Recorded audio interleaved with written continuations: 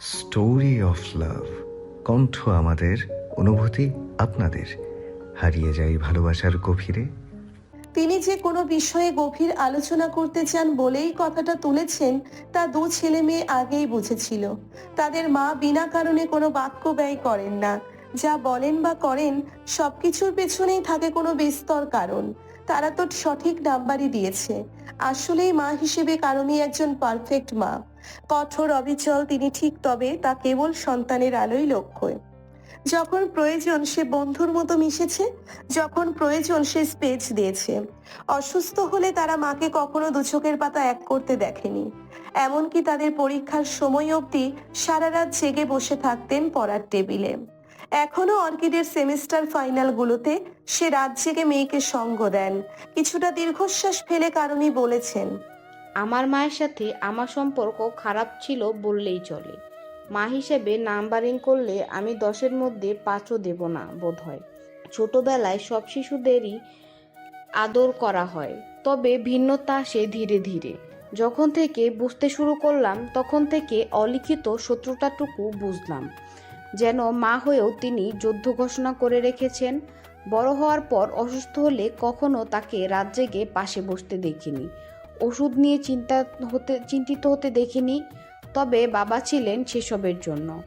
মেয়ের হিসেবে মাকে সব কথা খুলে বলতাম, কখন কি হয়, কে কি বলে সবটুকু। তবে কখনো কথা কাটাকাটি হলে তিনি সেসব কথা মনে রেখে দাবার গুটির মতো চাল চালতেন।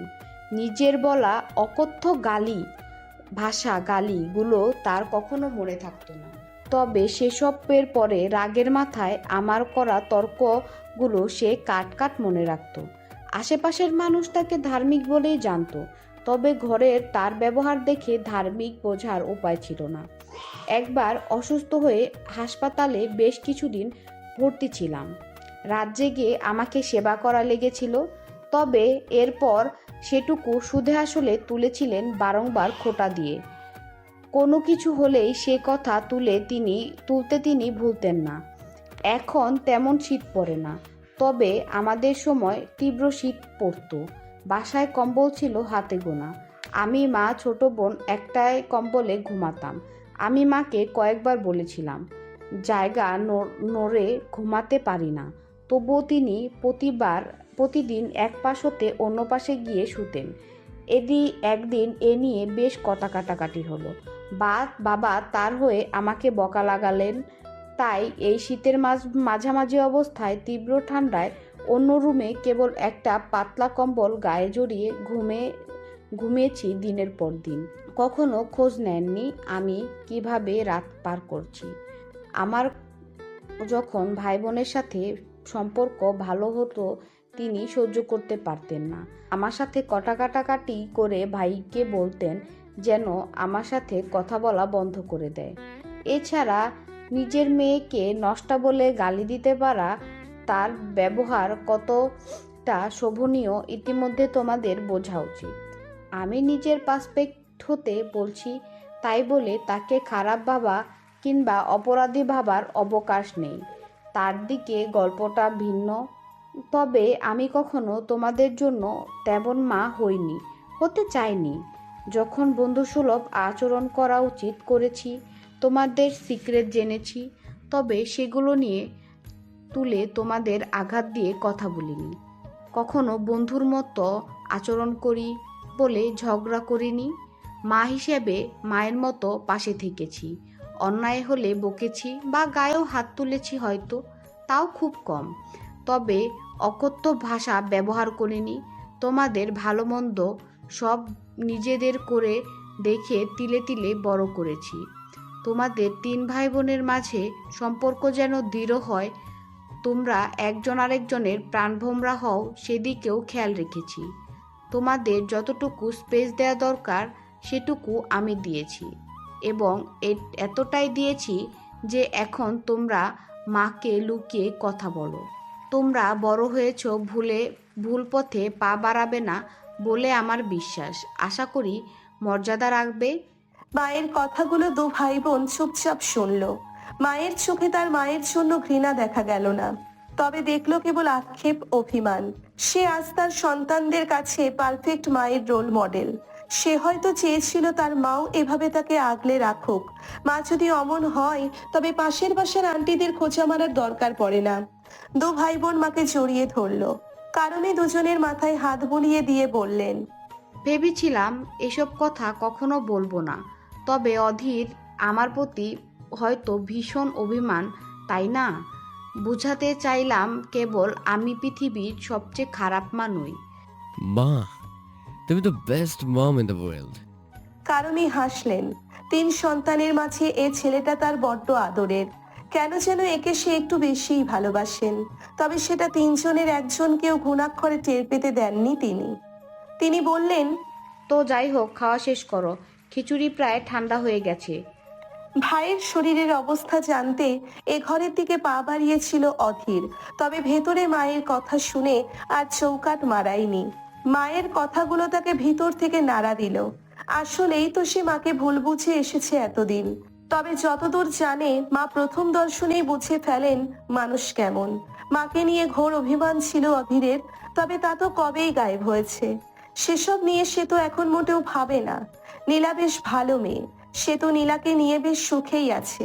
মেয়েটা যদিও একটু চঞ্চল, তবে গুটি কয়েক কাঠগোলাপেও এই মেয়েটিকে খুশি করা যায়। বিয়ের প্রথম দিকে মেয়েটার সাথে কতই না খারাপ ব্যবহার করেছে সে, তবুও মেয়েটি নিশ্চুপ সবকিছু সহ্য করেছে। কখনো স্ত্রীর অধিকার ফলানোর চেষ্টা করেনি, বরং স্পেস দিয়েছে। মা বোধহয় আজও মনে মনে কষ্ট পাচ্ছেন, তবে অধীর মায়ের ভুল ভাঙানোর জন্য এগোতে পারল না। মায়ের সাথে হঠাৎ তার কেমন অদৃশ্য এক দেওয়াল তৈরি হয়েছে। মায়ের কণ্ঠে ভরকালো অধীর। অধীর আফরান শেখ, আর কতক্ষণ বাইরে দাঁড়িয়ে থাকবে? ভেতরে এসো, তোমার ছায়া দেখা যাচ্ছে তো। মা বেশ বিচক্ষণ বুদ্ধিমতী মহিলা। অধীর মুচকি হেসে রুমে প্রবেশ করলো। কারমির ইশারায় মায়ের পাশে বসতেই তিনি তাকে বাম হাতে জড়িয়ে নিলেন। বললেন, তোমরা 3 জন আমার পূর্ণতা, তোমাদের কাউকে ব্যতীত আমি সুখী নই। একটা কথা কি জানো, আমি বড্ড সুখপ্রিয় বা সুখলোভী মানুষ। আমার বড্ড ভালোবাসার পাওয়ার আকাঙ্ক্ষা। আমি কাউকে ভালোবাসলে তার থেকে ততটুকু ভালোবাসার প্রাপ্তি আকাঙ্ক্ষায় আমার থাকে। এতে করে নানা সময় বহু কষ্ট পেতে হয়েছে, তবে এই অভ্যাস বদলাবার নয়। 3 সন্তান এবার আরো শক্ত করে মাকে জড়িয়ে ধরলো। 3 জন যেন মায়ের গায়ে জড়ালো। নীলাকে দরজায় দাঁড়িয়ে থাকতে দেখে কারমি ভ্রু কুচকে বলল, তোমাকে কি ইনভাইট করতে হবে মেয়ে? এদিকে আসো। এতক্ষণ মায়ের সাথে সন্তানদের এই বিশেষ ভালোবাসা বিনিময়টুকু দু চোখ ভরে দেখছিল নীলা। শাশুড়ি একটু খিটখিটে ব্যবহার করলেও তার মনটা বরাবরই বেশ নরম, কোমল। সে সর্বদা নীলাকে মাতৃসুলভ ব্যবহারেই কাছে টেনেছেন, কখনো দূরত্ব বুঝতে দেননি। অধীর সরে বসতে দিল নীলাকে। শাশুড়ির পাশে বসতেই তিনি নীলাকেও জড়িয়ে ধরলেন। 4 জনকেই খাইয়ে দিতে লাগলেন। 4 জনের চোখই তখন অশ্রুসিক্ত। মা শব্দটির ঠিক কতটা মাহাত্ম্য, তাই না? কিছু কিছু মা, মা নামের কলঙ্ক। তারা সন্তানকে নিজের অংশ না ভেবে বরং ভাবে নিজের প্রতিদ্বন্দ্বী। তবে কারমির মতো মা পাওয়া আসলেই পরম ভাগ্যের ব্যাপার।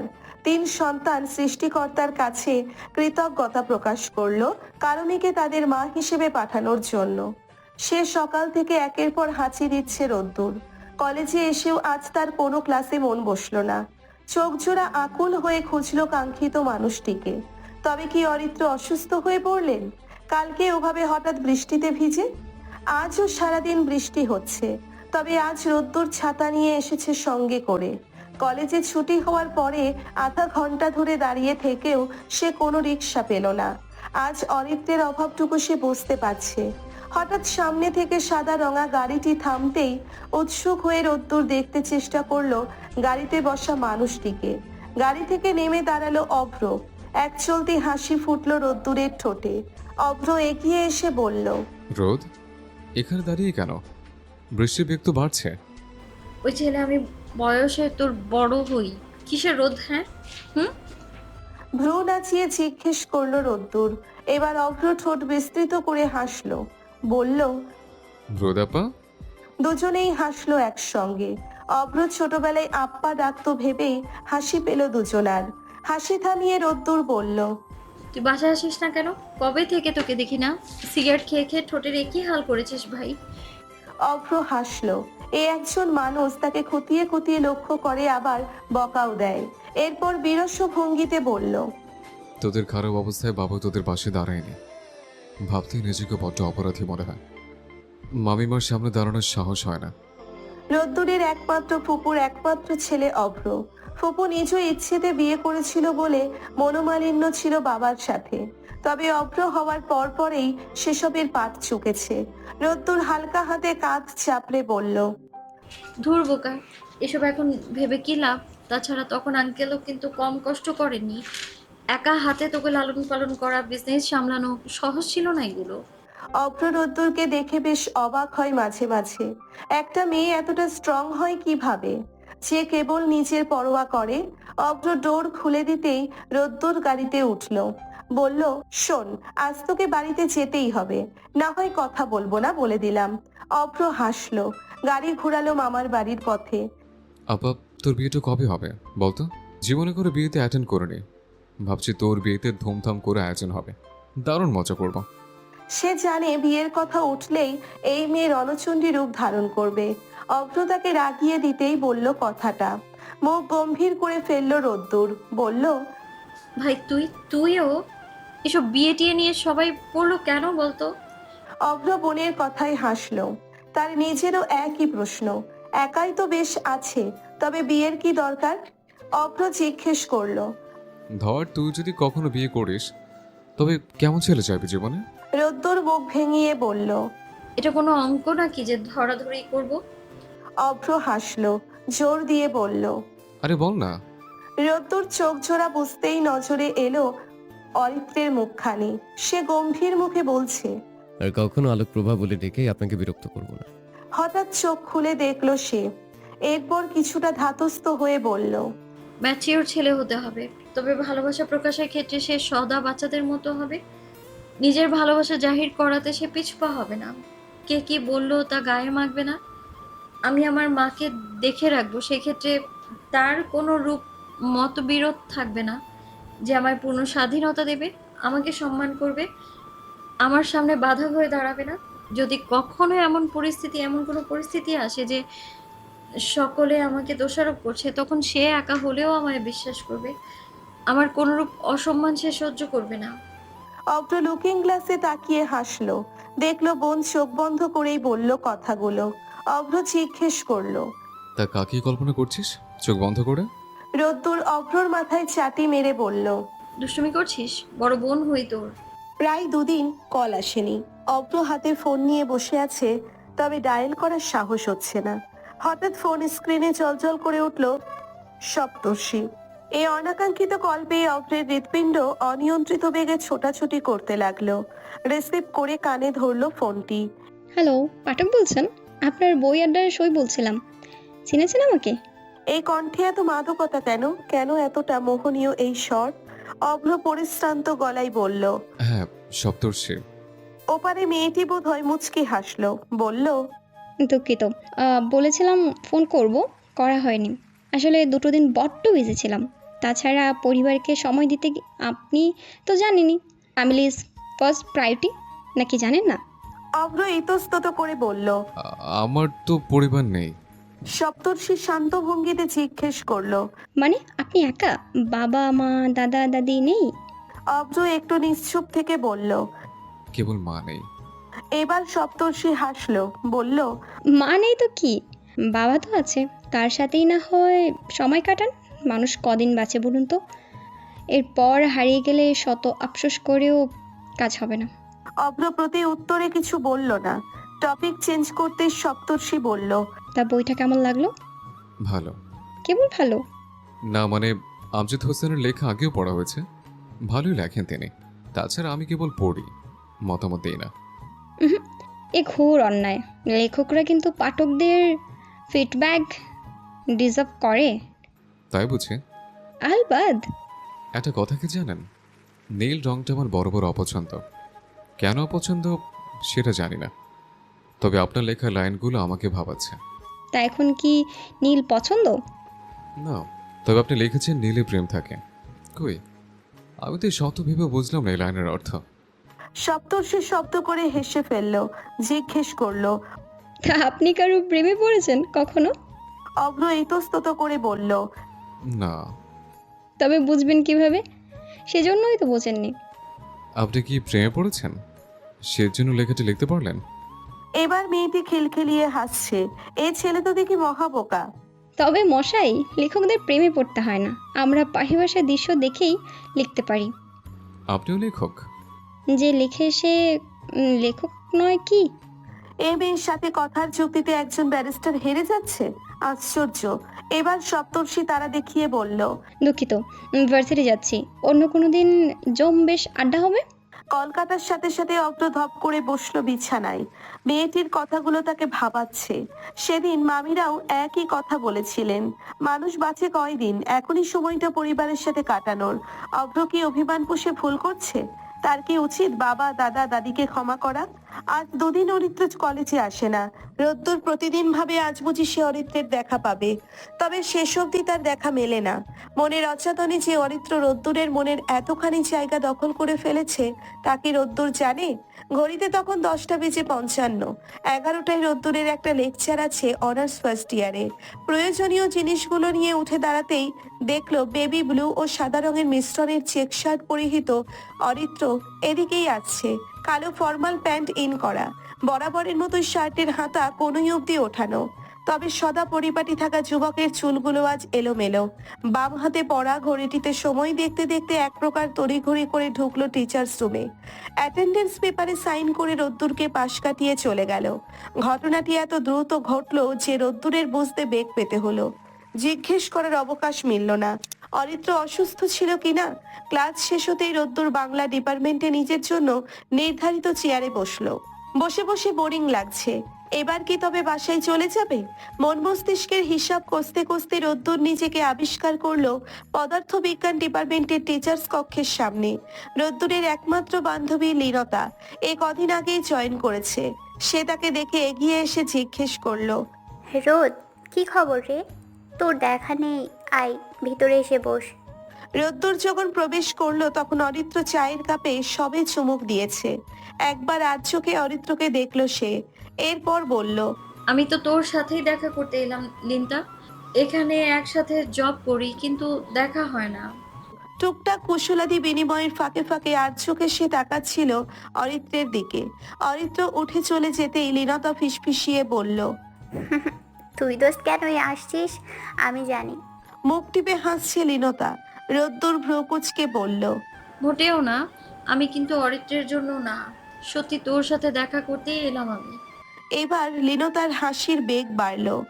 আমি তো তোকে এখনো কিছু বলিনি, চোরের মন বলিস। লীনতার বিয়ে হয়েছে বছর দুয়েক আগে। 9 মাসের একটা ছেলেও আছে তার। মেয়েদের বিয়ের পরে এমনিতেই দূরত্ব তৈরি হয় বান্ধবী বোনেদের সাথে। তবে লীনতা আর রোদ্দুরের দেখা কথা না হলেও তাদের মাঝে এক চুলো দূরত্ব নেই। লীনতা সিরিয়াস হয়ে বলল। অরিত্র ভাই একটা সময় তোকে খুব ভালোবাসতো, কিন্তু তুই তাকে মূল্যায়ন করিসনি। রোদ্দুর গম্ভীর স্বরে বলল। ভালোবাসতো মানে? ভালোবাসে কি এতই ঠুনকো যে উবে যাবে? লীনতা ফোঁস করে শ্বাস ছেড়ে বলল। ভালোবাসার পারদ স্কেলের মতো সর্বদা নির্দিষ্ট থাকে না। যত্ন নিলে যেমন বাড়ে তরতর করে, অবহেলা করলেও ঠিক তেমনই ঝাপসা হয়।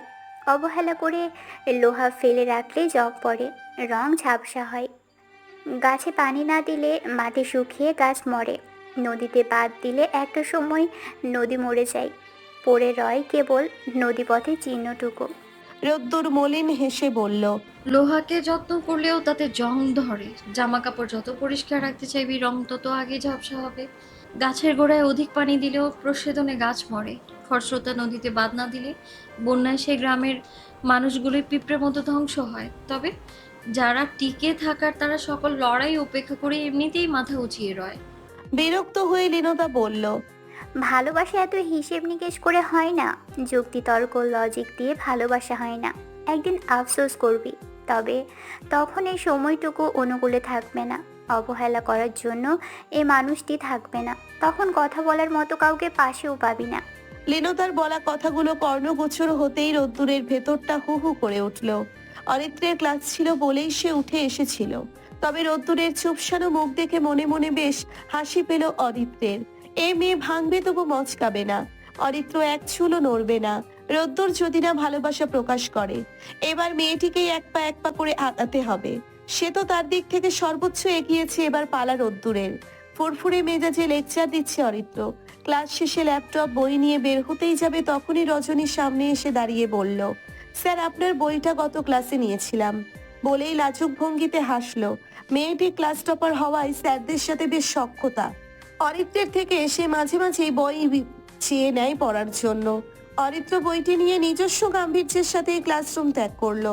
জিনিসপত্র গুছিয়ে কলেজ চত্বর থেকে বেরোলো অরিত্র। পার্কিং হতে গাড়ি বের করলো। কারণে কোনো মতেই অরিত্রকে বাইক নিয়ে আসতে দেননি।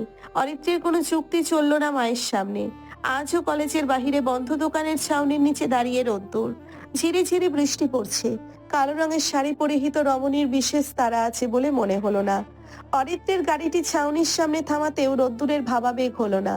সে তো জানেই না গাড়িতে কে আছে। এখানে সে প্রায় ঘন্টাখানেক দাঁড়িয়ে। যখন রিক্সার খোঁজ করে তখন রিক্সা পাওয়া যায়। আর আজ এখানে সে এমনি অপেক্ষা করছে।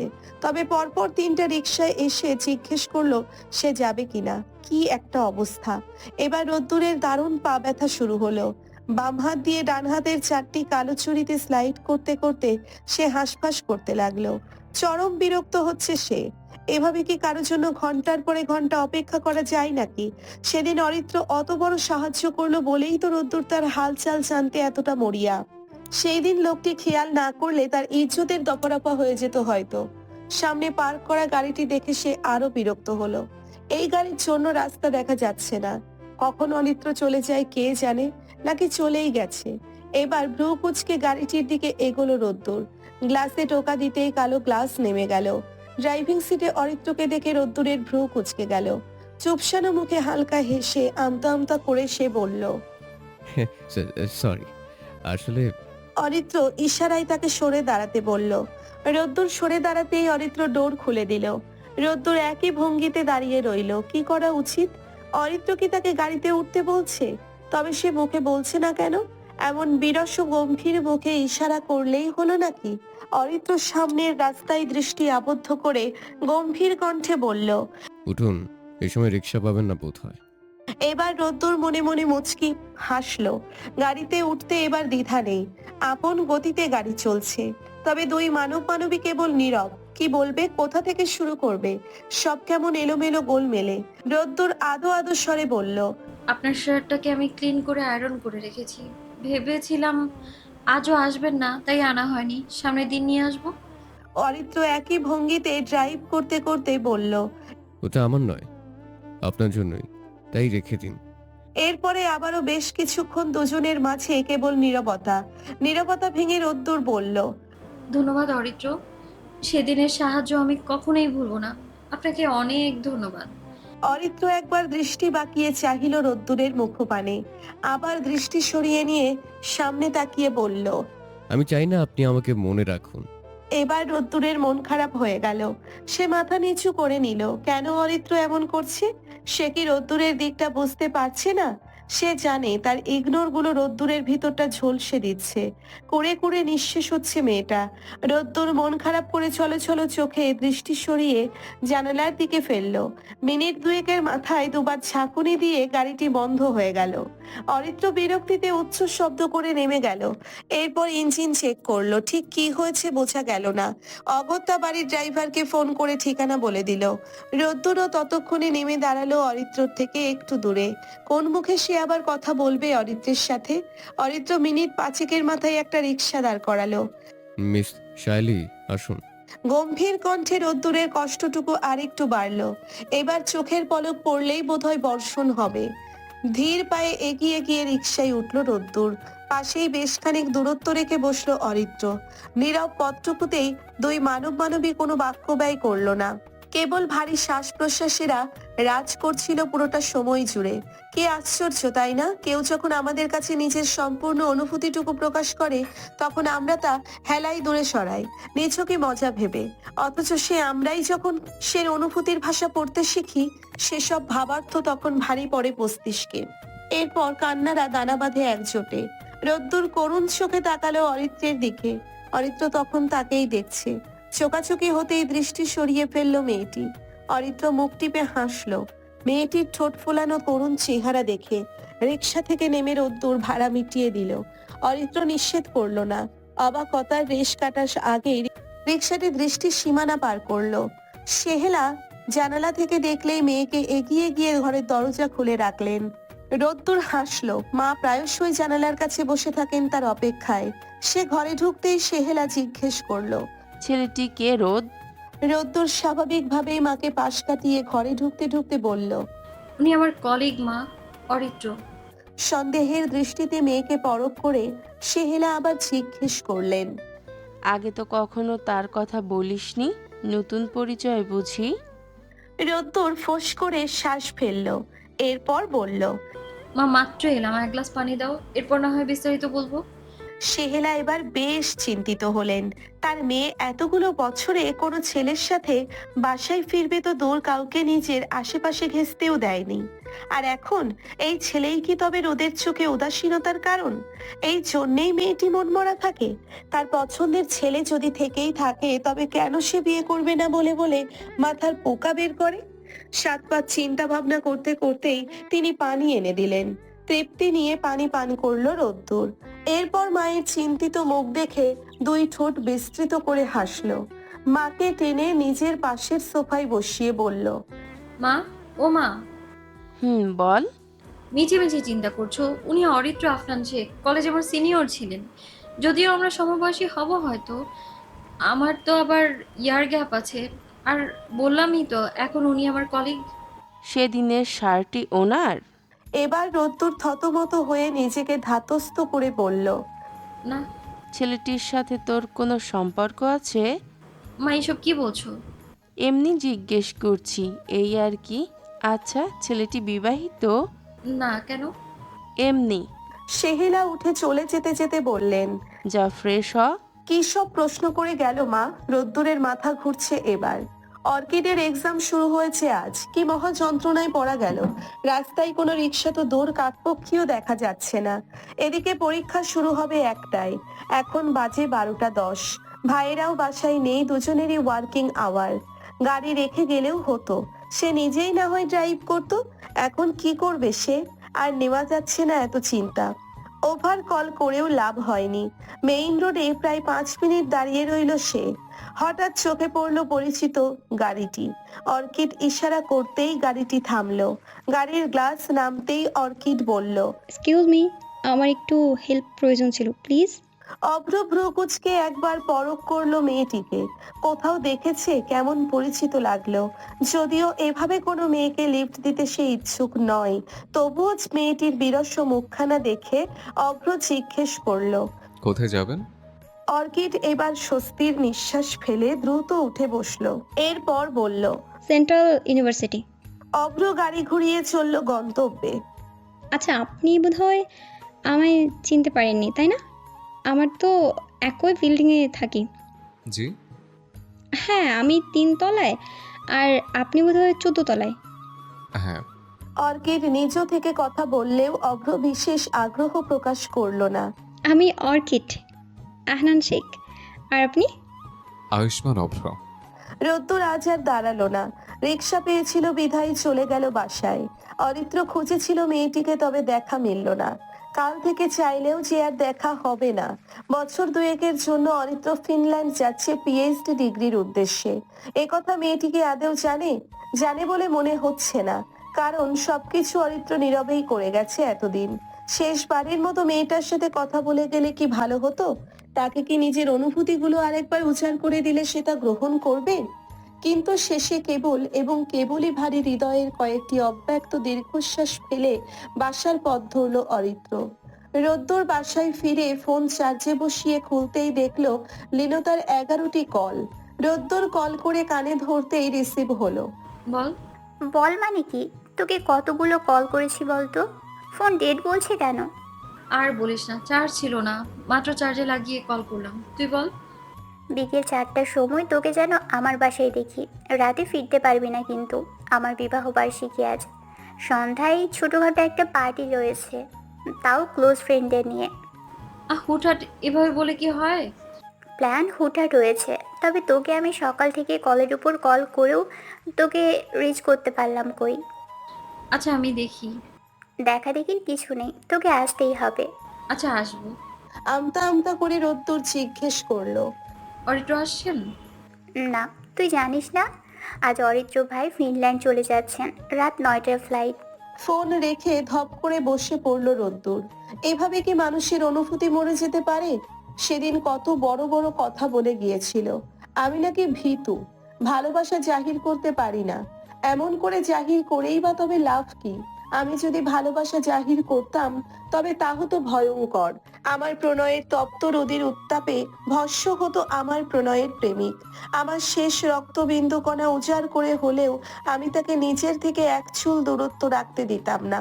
শত অপমান অভিমান হিসেবের গরমিলের পরেও কভু ভালোবাসা ছেড়ে দিতাম না, অনুভূতি তুলে নিতাম না। পৃথিবীতে এক একজনের কাছে ভালোবাসার ব্যাখ্যা এক এক রকম। কেউ ভালোবাসলে সেটুকু ভালোবাসাই অপর পার্শ্বের ব্যক্তির থেকে ফিরতি পেতে চায়। তবে আমি কাউকে ভালোবাসলে সেটুকু কেবলই আমার নিজস্ব। সে আমাকে কেমন কতটুকু বাসলো না বাসলো সে হিসেব আমি করি না। তবে অরিত্র কি প্রথম কাতারের? আমি সময়ের সন্ধিক্ষণে তার অনুভূতির অবমূল্যায়ন করায় সে দূরে দূরে যাচ্ছে, এই তবে মোদ্দা কথা। কারণ সে সকাল থেকে ছেলের প্রয়োজনীয় সকল কিছু গুছিয়ে দিচ্ছেন, আর একটু পরপর চোখের জল মুছলেন কাপড়ের আঁচলে। এ ছেলেটা দূরে চলে যাবে ভাবতেই অন্তরে কেমন কু ডাকে। সেবার অরিত্র রাজশাহী বিশ্ববিদ্যালয়ে চান্স পেলেও কারণই তাকে পড়তে দেননি, বরং পাবলিক ছেড়ে ন্যাশনাল কলেজেই পড়তে হয়েছে অরিত্রকে মায়ের জেদের কাছে হার মেনে। এবারও কারণে কিছুতেই মনকে বোঝাতে পারছিলেন না। তবে সন্তান বড় হলে তাদের কি আদেও মায়ের মায়াডোরে বদ্ধ করো ঠিক? অরিত্র পেছন থেকে মায়ের গলা জড়িয়ে নিয়ে বলল, মা, এত মন খারাপ করুন, মাত্র বছর দুয়েরই তো ব্যাপার। কারণই ছেলের সামনে নিজেকে শক্ত দেখানোর চেষ্টা চালালেন। দরজার পাশ ঘেঁষে অর্কিড করুণ চোখে তাকিয়ে ভাইয়ের মুখপানে। দা, তুই চলে গেলে ঘরটা ফাঁকা ফাঁকা করবে রে। অরিত্র বোনকে জড়িয়ে ধরে বলল, ধুর পাগলি, মাত্র 2 বছর, এসে দেখবো তোর ইউনিভার্সিটি পাঠ চুকেছে, এরপর ধুমধাম করে তোর বিয়ে দেবো। মেয়েকে রাগ দেখিয়ে অর্কিড বলল। এ সময়ও তোর মজা করতে হবে? বাসার সকলে মনে পাথর চেপে অরিত্রকে এয়ারপোর্টে এগিয়ে দিয়ে আসলো। তবে অরিত্রের মনে কেবল হাহাকার। রোদ্দুর নামক মেয়েটির রোগ তার সর্বাঙ্গে মারাত্মকভাবে ছড়িয়েছে। শেষবারের মতো মেয়েটিকে দেখতে পারলে বোধহয় এই চোখ দুটির শান্তি হতো। ছোটখাটো পার্টি বললে কি হবে, এ বিশাল আয়োজন। লীনতাদের বাসার ছাদে আয়োজন করা হয়েছে। রোদ্দুর এক কোণে লীনতার ছেলে সোহাইবকে কোলে নিয়ে বসে রইল। এসব পার্টির আমেজ তার মনে ন্যূনতম দোলা লাগাতেও পারল না। বিরস্ব মুখে পুরোটা সময়ে হাঁসফাঁস করেই কাটলো মেয়েটির। পার্টি শেষ হতে হতে প্রায় 12টা বাজলো। অগত্যা সে রাতে বাসায় ফেরা হলো না।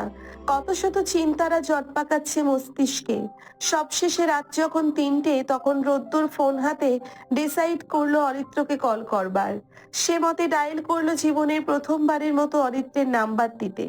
ভাগ্যের ফেরে নাম্বারটি সুইচ অফ। যেটুকু সাহস সঞ্চার হয়েছিল সেটুকুও ধপ করে নিভে গেল। 2 দিন কেটে গেল। রোদ্দুর এখন আর কারো অপেক্ষায় বন্ধ দোকানের ছাউনির নিচে দাঁড়ায় না। লোকটির আগমন ছিল রোদ্দুরের জীবনে চৈত্রের কাঠফাটা রোদ্দুরে হঠাৎ বৃষ্টি। শীতের ধোঁয়াশা হয়ে যা কেবলই মিলিয়ে গেল। রোজকার মতো কলেজে ক্লাস শেষ করে বাসায় ফিরল রোদ্দুর। সেহেলা মেয়ের ভাবভঙ্গির কিছুই আজ করতে পারছেন না। কি এমন হলো মেয়েটির? সারাক্ষণ আনমনে বসে থাকে, ডাকলেও সাড়া দেয় না, কেমন গভীর চিন্তায় নিমগ্ন।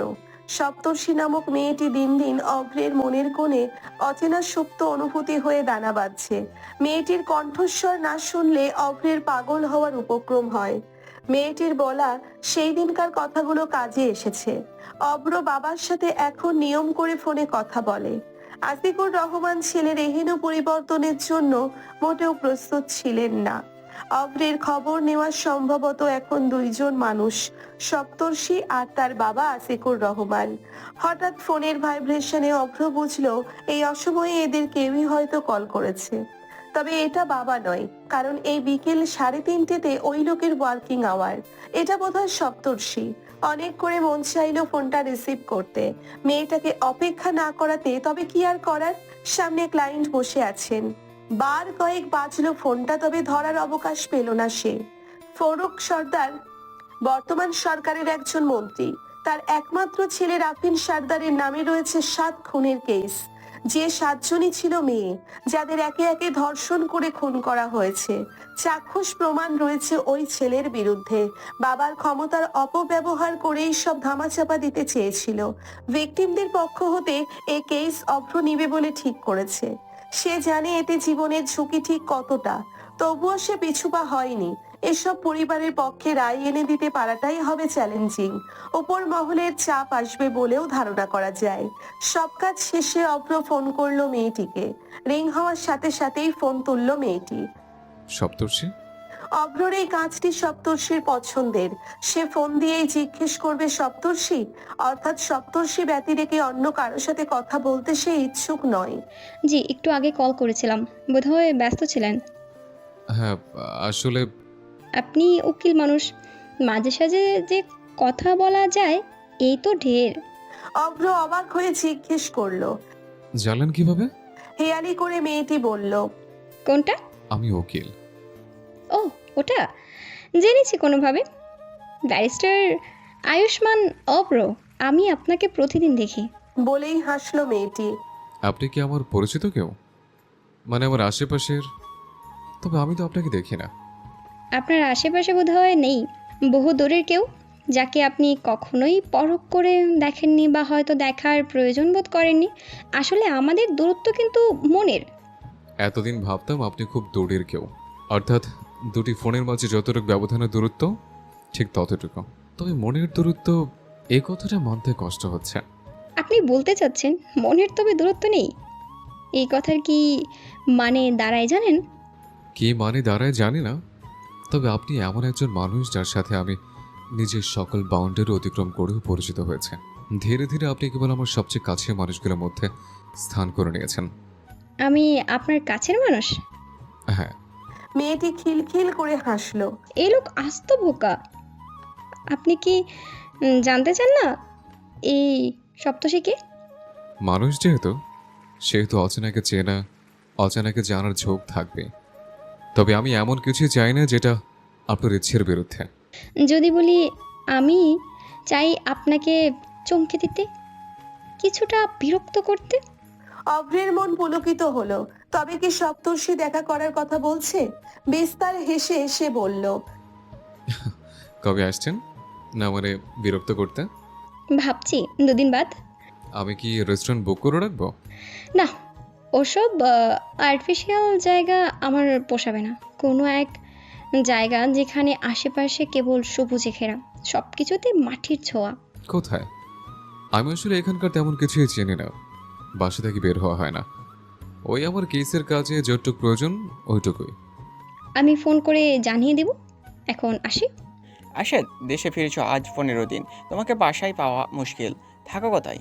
বাবা জাওয়াদ শেখরের কণ্ঠে বিরক্তিতে ভ্রু কুঁচকে গেল ছেলেটির। ঘড়ির কাঁটায় 1:30 বাজে। সবে বাসায় সদর দরজা ঠেলে ঢুকতেই বাবার প্রশ্নের মুখোমুখি হতে হলো তার। কোনো রকমের রাগটুকু দমিয়ে শান্ত কণ্ঠে বলল, আপনাকে আর কতবার বলবো আমি কেবল তেপান্তর। তুমি তেপান্তর? জাওয়াদ আশেদ আমার একমাত্র সন্তান। হাসালেন। আর যখন আর বাবা হতে পারবেন না বলে জানেন, তখন আমি একমাত্র সন্তান হব, এই তো? আপনি নিজেও জানেন আমি আপনার সন্তান নই। তুমি আমার সন্তান। আমার মাকে মিথ্যা অপবাদে টর্চার করার সময় মনে ছিল না বুঝি? আমার মায়ের মৃত্যুর জন্য আপনি দায়ী মিস্টার জাওয়াদ শেখর। আশেদ, চিৎকার করবেন না। যাই হোক, তোমার ফারুক আঙ্কেল তোমার কন্ট্যাক্ট নাম্বার চেয়েছিল, হয়তো কোনো কারণে তোমার হেল্প দরকার। আশা করবে তুমি হেল্প করবে। জানাই তো বিজনেস এ তার হেল্পের প্রয়োজন আছে আমাদের। তেপান্তর এতক্ষণে বুঝলো কেন এত ঘন ঘটা করে তাকে নিজের সন্তান বলে দাবি করেছে লোকটি। সবটাই কেবল নিজের স্বার্থ। এক্সকিউজ মি, আমার পার্সোনাল এবং ওয়ার্কিং সাইট থেকে আপনাকে দূরে থাকতে আর কতবার ওয়ার্ন করব? তুমি এবার কি বেশি বেশি করে ফেলছো না? হ্যাঁ তো, খুন করবেন আমায়? বলেই ফর্মাল প্যান্টের পকেট হতে পিস্তল বের করে বাবার দিকে এগিয়ে দিল তেপান্তর। ছেলেটির চোখ দুটো কেবলই শান্ত। নিন নিন, শুট করুন। এরপর আমার হাতে রেখে দিন পিস্তল। পিস্তল আমার নামে লাইসেন্স করা। নিজেই নিজেকে গুলি করেছি, জাস্ট সুইসাইড। নিজের কোনো উকিল বন্ধুকে দিয়ে এইভাবে কেস ক্লোজ করে দেবেন, যেমনটা করেছিলেন আমার মায়ের ক্ষেত্রে। আশেদ, বলেই বুকে হাত দিয়ে বসে পড়ল মধ্যবয়সী লোকটি। তৎক্ষণাৎ জর্জেট শাড়ি পরিহিত এক সুন্দরী রমণী দৌড়ে এসে পাশে বসলেন। এই উর্মিলা জাওয়াত শেখরের দ্বিতীয় স্ত্রী। বয়স 45-এর কোঠায় হবে বোধহয়। ওদিকে দেখে ঠাউর করা দায়। মহিলার মাখামাখি দেখে তেপান্তরের রাগ মাথায় চড়ে বসলো এবার। সে গটগট পায়ে সিঁড়ি ভেঙে চলে গেল নিজের ঘরে। এয়ারপোর্টে সিনথিয়াকে দেখে অরিত্র বেশ অবাক হলেও তা প্রকাশ না করে বলল। Excuse me. সিনথিয়া হেসে অরিত্রের হাতে চাপড় মেরে বলল, নাটক কি শেষ হয়েছে মিস্টার অরিত্র? আমাকে ইউনিভার্সিটি থেকে পাঠানো হয়েছে আপনাকে গাইড করতে। বিদেশের মাটিতে পরিচিত মুখে সবার ভাগ্যে জোটে না। সিনথিয়া অরিত্রের খালাতো বোন, বছর চারেক পরে দেখা। মেয়েটি কলেজ শেষ করে পা রেখেছিল বিদেশের মাটিতে। চেহারার পরিবর্তন চোখে পড়ার মতন। প্রথম দেখাই ঠাউর হবে না এ বাংলাদেশি কন্যা, বরং আপাদমস্তক এক বিদেশিনী ঠেকবে। ফর্সা গোলগাল, মুখখানি বরফের ছোঁয়ায়, গালগুলো কেমন লাল টকটকে। সিনথিয়া ড্রাইভ করেই অরিত্রকে নিয়ে গেল ইউনিভার্সিটির ডরমেটরিতে। তখন রাত 8টা। এরপরে দুজনেই বেরোলো ডিনার করার উদ্দেশ্যে। বহুতল ভবনের জাঁকজমকপূর্ণ আলিশান সজ্জা, চোখ ধাঁধানো সৌন্দর্য ভেদ করে দুজনে গিয়ে বসলো সিনথিয়ার বুক করা নির্ধারিত সিটিং এ। সিনথিয়া বলল, অরিত্র, আজকে ডিনার ট্রিট আমার তরফ থেকে। অরিত্র ভ্রু নাচিয়ে সায় দিল। সিনথিয়া স্টেক, পিৎজা সহ আরো দুটি বিশেষ খাবার অর্ডার করলো, যার নাম অরিত্রের অজানা। সাথে কোল্ড ড্রিঙ্কস, বিয়ার তো থাকবেই। পিৎজার স্লাইস হাতে তুলে নিতে নিতে সিনথিয়া বলল, কাল সকাল সকাল শহর ঘুরিয়ে দেখাবো। এরপরে আমরা ইউনিভার্সিটিতে যাব।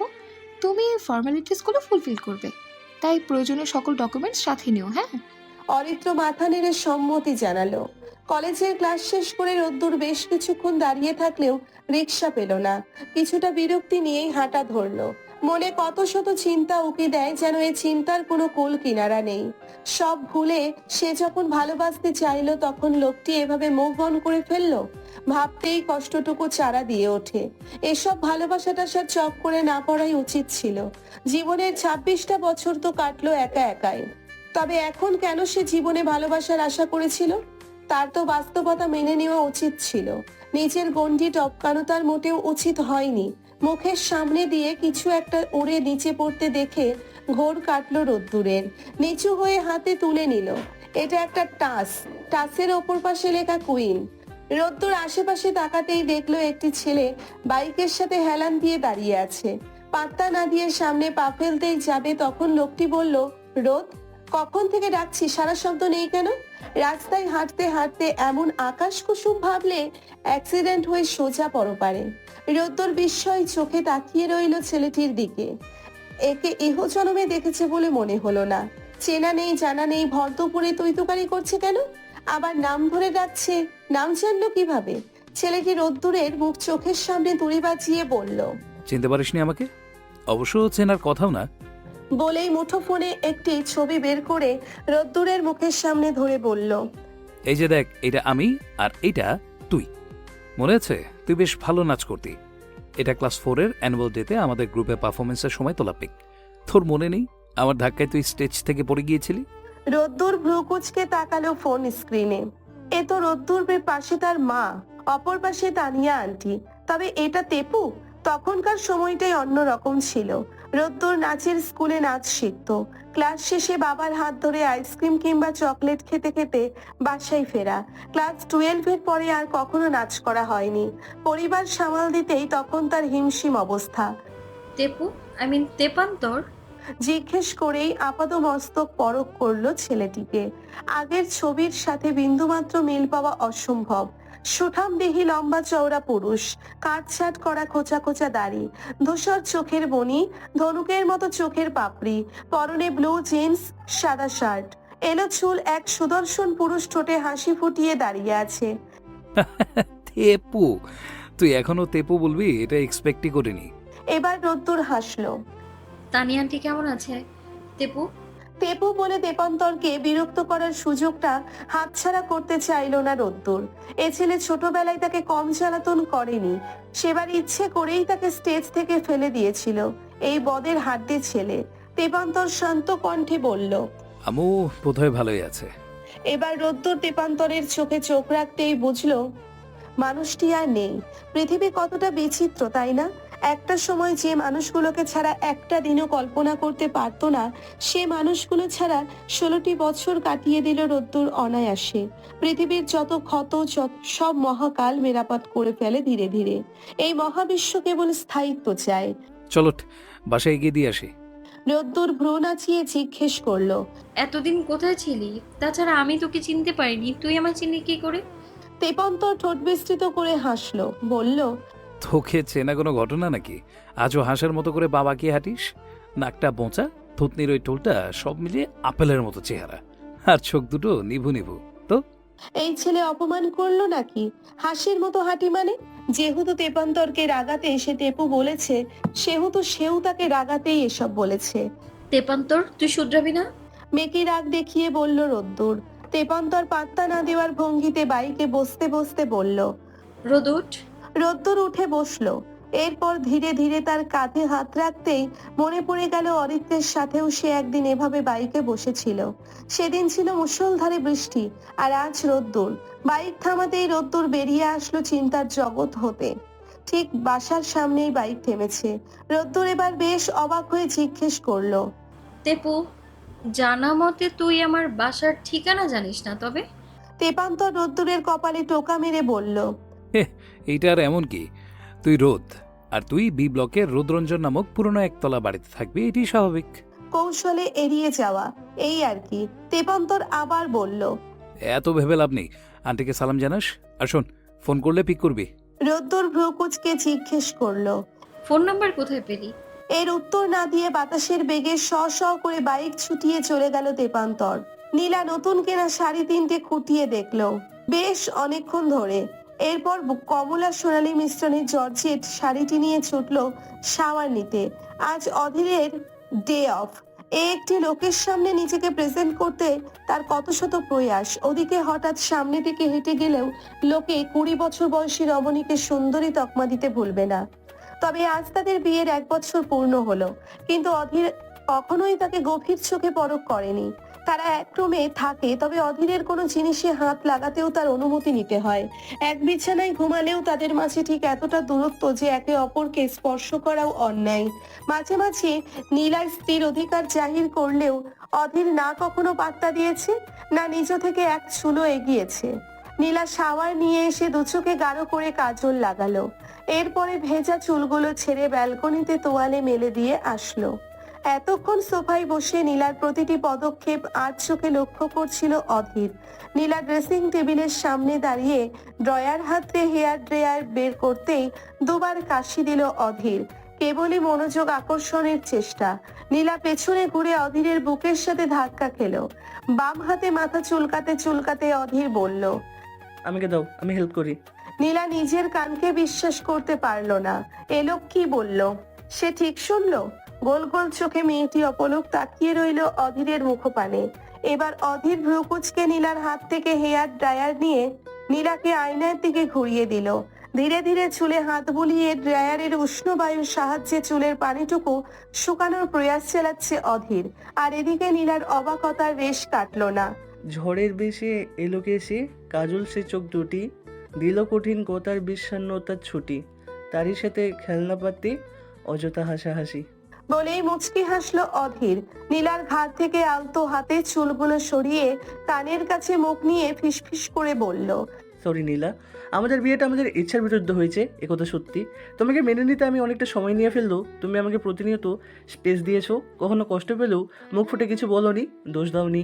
তোমাকে একদিন আমার জিনিসে হাত দেওয়াই বোকা দিয়েছিলাম। সেদিনের পর থেকে তুমি যখন সব জিনিসে আমার পারমিশন চাইতে, তখন আমার কতটা ভয়ঙ্কর ঝড়ে বিভস্ত হয়ে যেত। সেদিনের কাঠগোলাপগুলো আমি বৃষ্টির মাঝে দাঁড়িয়ে কেবল তোমার পছন্দ বলি কুড়িয়ে এনেছিলাম মাঝ রাস্তা হতে। আমি নিজের আবেগে অনুমতি প্রকাশ করতে পারি না, তবে আমি যদি ভাবি সকলে আমার দিকটা বুঝবে, এটাও ভুল। তাই সব কিছুর ঊর্ধ্বে গিয়ে আমি তোমাকে এটুকু বলতে চাই, I think I am in love with you. নীলার ছলো চোখ হতে দুফোঁটা জল গড়ালো। হৃৎপিণ্ড তার অনিয়ন্ত্রিত বেগে ছুটতে লাগলো। অধীরের নিঃশ্বাসের গরম বায়ু তার নিকট হিমশীতল ঠেকছে। নীলা কিছু বলার আগেই অধীর আবার বলল, আমি তোমাকে অনেক কষ্ট দিয়েছি, 365 দিন তোমার স্ত্রীর অধিকার থেকে বঞ্চিত করেছি। আমি জানি তুমি আমার মতো দায় ছাড়া গোছের মানুষকে নিশ্চয়ই ক্ষমা করবে না, তাই আমি ঠিক করেছি। তার বলা কথাটুকু শেষ করার অবকাশ মিলল না। অধীর বিস্ময়ে কিং কর্তব্য বিমূঢ় হয়ে তাকালো নীলার মুখে। মেয়েটির 2 গাল রক্তিম আকার ধারণ করেছে। মেয়েটির অনাকাঙ্ক্ষিত চুম্বনে অধীর প্রায় জমে গিয়েছিল। নীলা আর এক মুহূর্ত দেরি করলো না, দৌড়ে ব্যালকনিতে গিয়ে দাঁড়ালো। এই লোকের সামনে আর 2 সেকেন্ড দাঁড়ালে সে গলে মাটিতে মিশে যাবে। ইতিমধ্যে 2 গাল গরম হয়ে গেছে। জীবনের প্রথম চুম্বন ছিল বলে কথা। অভ্র ঘন্টাখানেক ধরে বসে আছে পার্কের বেঞ্চে। কখন আসবে মেয়েটি, নাকি সে আসবে না? এখানে বসে এতক্ষণ অপেক্ষা করা যেহেতু হয়েছে, তাই আরেকটু করাই যায়। তবে মেয়েটির একবার বলাতে তার এখানে আসাটা কি ঠিক হলো? সামনে থেকে একজন এসে বসলো অভ্রের পাশে। অভ্র চোখ ঘুরিয়ে একবার তাকালো মেয়েটির মুখপানে। এ তো সেদিনের মেয়েটি, সম্ভবত তারা একই বিল্ডিং এ থাকে। অভ্র নজর সরিয়ে ফেললো, কথা বলার প্রয়োজন বোধ করলো না। ফোন স্ক্রিনে কাঙ্ক্ষিত মানুষটির কলের অপেক্ষা করতে লাগলো। অর্কিড 2 ঠোঁটে হাসি ঝুলিয়ে বলল, তা মিস্টার অব্র, আপনার বই নিয়ে আড্ডার সইকে চিনতে পারছেন না বুঝি? অভ্র বিস্ফোরিত চোখে তাকালো মেয়েটির দিকে। সে মেয়েটিকে আপাদমস্তক পরখ করলো। না, কিছুতেই হিসাব মিলছে না। সপ্তর্ষিকে আসলে এই মেয়েটি? অভ্র ধারণা করেছিল সপ্তর্ষি 8 পৌরে শাড়ি পরা কোনো নারী হবে হয়তো, যার 2 চোখ ছাপানো গাঢ় কাজল, এলো চুলগুলো আলগোছে খোপা করা। কিন্তু সপ্তর্ষি ঠোঁট কামড়ে হেসে বলল, কল্পনার প্রতিচ্ছবির সাথে বাস্তব আমি মিলছে না বুঝি? অভ্র আমতা আমতা করে বলল। না মানে মুঠো ফোনটি ভাইব্রেট করতেই অভ্র তাকালো স্ক্রিনে। জলজল করছে সপ্তর্ষি নামটি। ফোন রিসিভ করতেই পাশ থেকে অর্কিড বলল, চিনতে পারলেন আমাকে? অভ্র মাথা দুলিয়ে হ্যাঁ বুঝলাম। উকিল মানুষ তো, তাই প্রমাণ ছেড়ে বিশ্বাস করতে কষ্ট হয়, তাই না? অভ্র কিছু না বলে এক মনে তাকিয়ে রইল মেয়েটির মুখপানে। কণ্ঠ শুনে অভ্রের আগেই তো চেনা উচিত ছিল, তবে অভ্র সপ্তর্ষিকে যেভাবে শুনতো অর্কিডকে তো সেভাবে শোনেনি। অভ্র আমতা আমতা করে বলল, আপনাকে দেখে কিন্তু বোঝা যায় না আপনি বইপ্রেমী বা পড়ুয়া মেয়ে। সাধারণত উপন্যাস পড়ুয়া মেয়ের উপন্যাসের নায়িকাদের মতোই হতে চায়। অর্কিড চোখ বন্ধ করে বলল, তা পোশাক দেখে কি মানুষের বাহ্যিক যাচাই করলেন? মজার ব্যাপার হলো আমরা বাহ্যিকতা দেখে অন্তরের বিচার করি। শাড়ি পরিনি বলে কি আমার অনুভূতিটা বদলে যাচ্ছে? আমি তো মানুষ একজনই, কেবল পোশাকটুকুই ভিন্ন। তা কখনো আমাতে আমার আবেগ অনুভূতির টাচ করে না। অভ্র ব্যতিব্যস্ত হয়ে বলল, সরি, আমি এটা মিন করতে চাইনি, আপনি ভুল বলছেন। আমি তো অর্কিড অভ্রের চোখে চোখ রেখে বলল, আমি বুঝতে পারছি, এতটা বিব্রত হবার কিছু হয়নি। আমি স্ট্রং, আমার মানসিক শক্তি দৃঢ়, আমার অনুভূতিরা বাঙালি নারীদের মতো চঞ্চল, তবে সেটুকু আমার অন্তরালে আবদ্ধ। সবশেষে আমি ওভারঅল কনফিডেন্ট, এটাই আমি। অভ্র মুগ্ধ চোখে তাকিয়ে রইল মেয়েটির দিকে। নাকটি তীরের মতো খাড়া, চোখ জোড়া ঈষৎ বাদামি বর্ণের, ঘাড় অব্দি চুলগুলো। আমি জানি কিভাবে? যে মেয়ে নিজের কন্ট্যাক্ট নম্বর বইতে লিখে দেয় সে অবশ্যই ওভার কনফিডেন্ট। বলেই হাসলো অভ্র। অর্কিড ইতস্তত করে বলল, এর পিছনে একটা গল্প আছে। আমি আপনাকে এই গল্প বললে আপনি হয়তো আর কখনো আমার সাথে কথা বলবেন না, তবুও আমি বলবো। অর্কিড বড় করে শ্বাস নিয়ে বলল, আসলে আপনি যেদিন আমাদের বাসায় চিলেকোঠাতে এলেন, সেদিনই থেকে আমি লক্ষ্য করছিলাম। প্রথম দিকে আপনাকে বাসা থেকে বের হতে দেখতাম না, এমনকি কোনো বন্ধু কিংবা আত্মীয় কাউকে আপনার সাথে কখনো দেখিনি। এরপরে প্রায়শই আমার রুমের বেলকনি থেকে আপনার যাওয়া আসা পর্যবেক্ষণ করতাম। আর সেদিন আপনি নীলক্ষেতে বই কিনতে গেলেন, আমি আপনার পাশেই দাঁড়িয়েছিলাম। হয়তোবা আপনি আমায় খেয়াল করেননি, আমি নীল রঙের প্রতি বইটি বিক্রি করিনি। সেদিন বরং আপনার সিলেক্ট করা বইয়ের মাঝে রেখেছিলাম। এটা কোনো অ্যাক্সিডেন্ট ছিল না, আমি জেনে বুঝেই আপনার সার্কেল ঢুকতে চেয়েছি। এরপর কত শত সময় দিন রাত ওয়েট করেছি, তবে আপনার ফোন আসেনি। হঠাৎ আপনার ফোন পেয়ে আমি যে সেদিন কী পরিমাণ হ্যাপি হয়েছিলাম তা বলার বাইরে। আর আমি অর্কিড সপ্তর্ষি নই, সব কিছুর জন্য দুঃখিত। কথা বলার শেষে করুণ চোখে অভ্রের দিকে তাকাতেই দেখলো অভ্র এক ধ্যানে তাকিয়ে তার দিকে, তবে ভাবভঙ্গির বিশেষ পরিবর্তন লক্ষ্য করা গেল না। অর্কিড আবার জিজ্ঞেস করলো, আপনি রাগ করেননি? অভ্র হালকা হেসে বলল, যদি সবটা প্ল্যান মাফিক হয়েও থাকে তবু সেটা আপনার তরফ থেকে, তবে আমার কাছে তো সবটুকু কোইন্সিডেন্স। আপনাকে ধন্যবাদ আমার বেরঙের জীবনে এসে রঙের ছটা দেওয়ার জন্য। আর আপনি কে, নাম পরিচয় কে, সেটা আমার কাছে ম্যাটার করে না। আপনি মানুষ, এটাই আসল। অর্কিড অবাক চোখে তাকিয়ে রইল অভ্রের চোখে। এত সহজে সবকিছু মেনে নিল? তেপান্তর এলোমেলো পায়ে হেঁটে রুমের এক পার্শ্বের থাই দেওয়ালের সামনে গিয়ে দাঁড়ালো। সাদা পর্দা দুহাতে টেনে সরালো। মাথা ঝিমঝিম করছে তার। দিনের আলো ফুরিয়েছে প্রায়, এখনই অন্ধকার ঘনাবে। সমগ্র রুম জুড়ে একাধিক লাইটিং, আলোকসজ্জা। মূলত এখানে ফটোশুট চলছে। এই কয়েক মিনিটেই কয়েকশো ফটো উঠানো হয়েছে বিভিন্ন অ্যাঙ্গেল সেট করা ক্যামেরাগুলোতে। শার্টলেস এক বেসামাল পুরুষের প্রতিচ্ছবি ভাসছে স্ক্রিনে। এতটা নিখুঁত এক্সপ্রেশন কিভাবে? স্টাফরা নিজেদের মধ্যেই কানাঘুষা করতে লাগলো। স্যার, মেবি ড্রিঙ্ক করে শুটে এসেছেন, রিয়েলিস্টিক ভাইব আনবেন বলে। তবে সকলের ধারণা ভুল প্রমাণিত করে তেপান্তর শার্ট পরতে পরতে সেভাবেই বেরিয়ে গেল। আপাতত তার কাজ শেষ। এত এত লাইটিং, সজ্জা, সবকিছু পেছনে ফেলে আলগোছে হাঁটতে লাগলো সে নিস্তব্ধ শুনশান রাস্তা ধরে। পরনের সাদা শার্টটির বোতামগুলো এলোমেলো ভাবে লাগানো, বুকের কাজটা দৃশ্যমান। ছন্ন ছাড়া হাতে উলফ কাট করা ঘাড় অব্দি চুলগুলোকে একবার আঙ্গুল ডোবালো। কিছুটা দূরেই একটি মুদি দোকানে দাঁড়িয়ে থাকা রমণীর মুখশ্রী দেখতেই হাসি ফুটলো তেপান্তরের ঠোঁটে। ঈষৎ খয়েরি রঙের ঠোঁট দুটি প্রশস্ত হলো অচাতনে। দ্রুত পায়ে এগিয়ে গেল সেই দিকটায় সে। এরপর রোদ্দুর অবাক চোখে তাকিয়ে রইল তেপান্তরের মুখপানে। পা থেকে মাথা অব্দি পরখ করে জিজ্ঞেস করলো, তেপু, তুই এই অসময়ে এখানে? তাছাড়া তোর এই অবস্থা কেন? তেপান্তর উত্তর করলো না, কেবল তাকিয়ে রইল। রোদ্দুর দোকানিকে প্রাপ্য টাকা শোধ করে আবার বলল, হ্যাঁ এইবার বল, কিছু বলছিস না কেন? তেপান্তর মাথা চুলকাতে চুলকাতে বলল, এমনি এদিকটা এলাম, তোর সাথে দেখা হয়ে গেল। রোদ্দুর সবে মাত্র কেনা বাজারের ব্যাগ হাতে বাসার পথে হাঁটতে হাঁটতে বলল, তোর শার্টের বোতামগুলো এলোমেলো ভাবে লাগানো। এতক্ষণে তেপান্তরের হুঁশ ফিরল। নিজের দিকে তাকিয়ে একবার রোদ্দুরের যাওয়ার দিকে তাকালো। এরপর বোতামগুলো ঠিক করে লাগিয়ে রোদ্দুরের পেছন পেছন হাঁটতে লাগলো। রোদ্দুর পিছনে ঘুরে হালকা করে হাসলো। এখন কি করছিস তেপু? জব নাকি আঙ্কেলের বিজনেস? আপাতত বেকার। বলেই বিস্তর হাসলো সে। বেকার হলেও সমস্যা নেই তো, আগে লাইফটা এনজয় কর, সময় হলে ব্যবসার হাল ধরবি। তেপান্তর শব্দ করে হাসলো। তা ঠিক বলেছিস, তবে একটা বিষয় কি জানিস, নিজের মাথার ঘাম পায়ে ফেলে উপার্জিত অর্থে কেনা খাবার, তৈরি বাড়িতে যতটুকু তৃপ্তি, তা ওই সাজানো থালা বিলাসবহুল বাসায় নেই।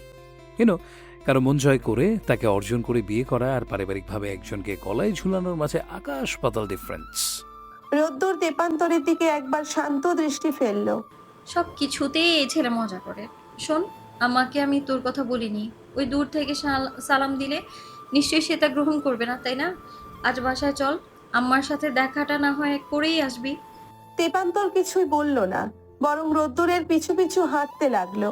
এই মুহূর্তে একমাত্র কাজ যেন রোদ্দুরকে অনুসরণ করা। প্রায় মিনিট 15 হেঁটে তারা পৌঁছলো রোদ্দুর অঞ্চল লেখা একতলা বাড়িটির সামনে। মা সেহেলাকে জানালার কাছে রোদ্দুরের পথ চেয়ে বসে থাকতে দেখে রোদ্দুর হালকা হাসলো। সন্ধ্যার পরে মেয়ে ঘর থেকে বেরোলে তার চিন্তার শেষ থাকে না। তার উপরে কিছুদিন ধরেই মেয়েটি কেমন যেন হয়ে গেছে, চুপচাপ। মেয়ের পিছু পিছু একটা ছেলেকে হেঁটে আসতে দেখে তিনি চশমাটা ঠিক করে নিলেন। স্বচ্ছ কাঁচ ভেদ করে দেখলেন এক চওড়া লম্বা ছেলেকে। রোদ্দুর তেপান্তরকে সোফায় বসতে বলেই ডাকলো সেহেলাকে। সেহেলা শাড়ির আঁচল মাথায় টেনে ধীরে ধীরে হেঁটে আসলেন। একবার ছেলেটিকে দুচোখ পরক করে বসলেন মুখোমুখি। রোদ্দুর হেসে জিজ্ঞেস করলো, মা বলো তো এটা কে? সেহেলা অবাক চোখে তাকিয়ে রইলেন, ভ্রু কুঁচকে। চিনতে বিশেষ বেগ পেতে হয়নি, মুখে হাসি ফুটিয়ে বললেন, আমি ভুল না করলে এটা তেপান্তর। তেপান্তর পায়ে হাত দিয়ে সালাম করলো সেহেলাকে। সেহেলা যদিও পায়ে হাত লাগানোর আগেই তেপান্তরকে বসিয়ে দোয়া করে দিলেন মাথায় হাত দিয়ে। তেপান্তর জিজ্ঞেস করলো, আন্টি চিনলেন কিভাবে? রোদ কিন্তু আমি চিনতে পারিনি প্রথম দেখে। সেহেলা মিষ্টি করে হেসে বললেন, যেদিন তোর মায়ের সাথে প্রথম দেখা হলো সেদিন আমি মুগ্ধ হয়ে তাকিয়েছিলাম তার দিকে। দুধে আলতা গায়ে বরং অহরহ, তবে ফর্সা মুখশ্রীতে মায়া বিশেষ দেখা যায় না। তোর মায়ের মুখখানি এতটা মায়াময় ছিল যে কেউ বারংবার তাকাতেই চাইবে। চোখ দুটি জলজল করত। তুই তোর মায়ের মেইল ভার্সন। তেপান্তরও হাসলো। এতদিন পরে মায়ের কথা শুনে মনটা প্রশান্ত হলো। তানিয়া এখন কেমন আছে রে?